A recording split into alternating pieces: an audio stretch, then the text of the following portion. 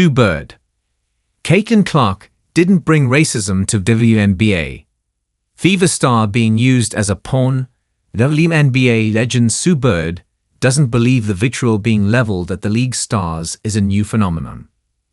The things that have held back women's sports are racism, sexism, and homophobia, among other things, Bird said on the newest episode of A Touch More with co-host Megan Rapinoe.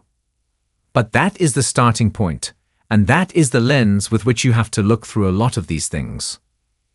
The retired point guard went on to add that Indiana Fever rookie Caitlin Clark has become an avatar for an issue that existed when she arrived in the league. Racism has been impacting the WNBA well before this year. This is not a new thing, Bird said. In that way, I do think Caitlin's being used as a pawn. Caitlin didn't bring racism to the WNBA. This has been happening. And that, I think, is what's been such a shock for all of us, that other people are surprised. We've been trying to tell you. The 13-time All-Star wanted to steer clear of applying blanket judgments to fans of the Fever and Slash or Clark, and those who have just started following the WNBA. She said that kind of mentality has to go. It has to go because it's not the Fever fans. It's not Caitlin fans, Bird said. That is a large group of people. Let's stick with the Fever for a second. That is a large group of people.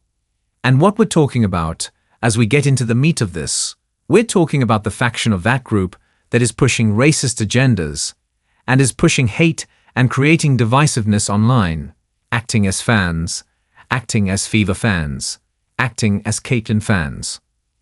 To Bird's point, societal factors have affected the WNBA ever since its launch in 1997. ESPN's Michael Vopel wrote how for years players felt uncomfortable publicly coming out about their sexuality.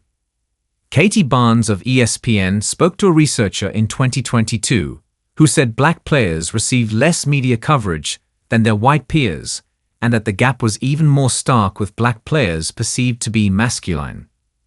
The difference now is that more people are attending and watching WNBA games than ever before, thanks in part to Clark's arrival.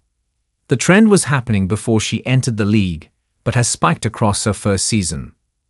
With that, the WNBA has firmly entered the culture wars with bad faith actors using Clark and women's basketball to drive their own engagement. Commissioner Kathy Engelbert opened herself up to criticism during a September interview on CNBC's Power Lunch when asked about the darker and more menacing tone in the discourse. Engelbert failed to outright condemn the racism and said rivalries can help bring more attention to the WNBA. Terry Jackson, executive director for the Women's National Basketball Players Association, made it clear the Players' Union was disappointed with Engelbert's response. Engelbert subsequently said in a letter to players that she missed the mark in the interview per Vopel. The WNBA issued a statement on September 25 to say it will not tolerate racist, derogatory, or threatening comments made about players, teams, or anyone affiliated with the league.